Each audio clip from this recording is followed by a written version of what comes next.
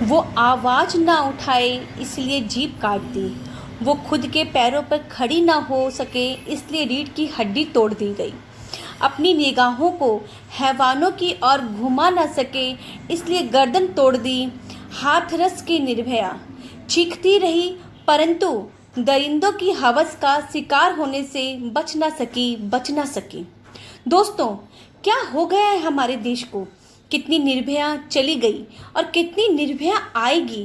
कहीं वो दूसरी निर्भया हम और आप तो नहीं हैं?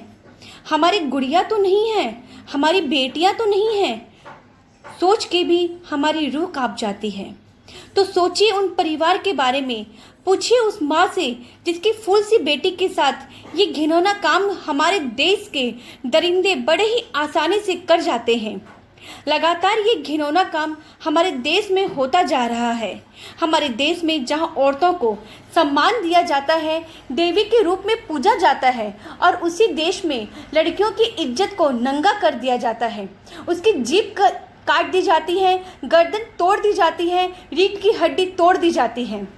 आज हर एक औरत, हर एक लड़की पूछती है अपने सरकार से, क्यों आप ये आंदोलन चला रहे हो? बेटी पढ़ाओ बेटी बचाओ। क्यों चला रहे हो आप ये आंदोलन? जब हम सुरक्षित ही नहीं हैं तो कैसे हम अपने आप को, अपनी बेटियों को आगे बढ़ाएं? क्यों ये अधिकार लड़कों को दिया गया है कि वो एक गैंग बनाए, लड़की को उठाए और उसे नंगा करके उसे दर्द भरी मौत दे दे? किसने ये हक दरिंदों को दिया है? मैं पूछती हूँ, हर परिवार में हमारी लड़कियों पर ही रोक टोक और लड़कों को खुले सांड के जैसे अत्याचार करने की खुली छूट क्यों दे दी जाती है? वाह रे हमारे देश के माता पिता, अगर हम अपने लड़कों को वे रोक टोक लगाएं तो किसी भी घर की फूल सी गुड़िया निर्भया नहीं बनेगी। आज जब न्यूज़ में, सोशल मीडिया में ऐसी खबरें आती है तो शर्म से गर्दन झुक जाती है, डर से कलेजा कांप उठता है, हमारी आंखें भर जाती है और अपनी सुरक्षा की चिंता करने लग जाती है। बेटी की और हमारी नज़रें चली जाती हैं। पता नहीं इन दरिद्रों का अगला शिकार किसकी बेटी होगी। आज हम सब औरतें अपने प्रधानमंत्री मोदी जी से ये गुजारिश करती हैं, आप देश को भ्रष्टाचारियों से मुक्त करना चाहते हैं, जिसके लिए आपने नोटबंदी, जीएसटी कई कदम रातों रात उठाए, परंतु आप ऐसा सख्त कानून बनाइए, कठोर कानून बनाइए जिससे उन दरिंदों को ऐसा घिनौना अपराध करने से पहले उस कठोर दंड की याद आए और उनकी रूह कांप जाए।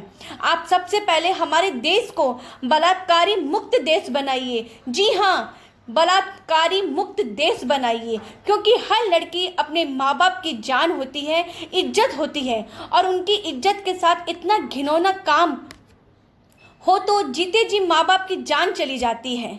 दोस्तों, आज जब भी न्यूज़ देखो या सोशल मीडिया पर देखो, कोई भी न्यूज़ बड़ी ही चाट मसाले के साथ पेश की जाती है, चाहे वो सुशांत मर्डर केस हो, ड्रग्स माफिया हो, चाहे जो भी हो, हर न्यूज़ के पीछे एक राजनीतिक मुद्दा बना दिया जाता है। हमारे देश की लड़की की इतनी दर्दनाक मौत को भी राजनीतिक मुद्दा बना दिया गया है।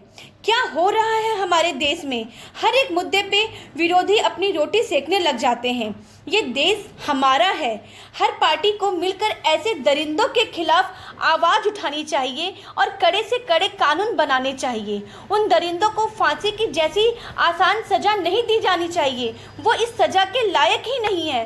वो तो ऐसी सज़ा के लायक है जिसे जिंदा रखा जाए और वो मौत के लिए तरसते रह जाएं और उनकी ऐसी दशा देखकर दूसरे भी डर जाएं।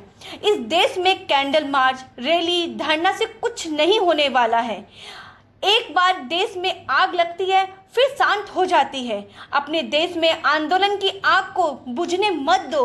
ऐसा कठोर सख्त कानून बना दो कि लड़कियों को छूना तो बहुत दूर की बात है, देखने से भी उसकी आंखें निकाल दी जाए, ताकि कोई निर्भया फिर से पैदा ना हो। जय हिंद, जय भारत।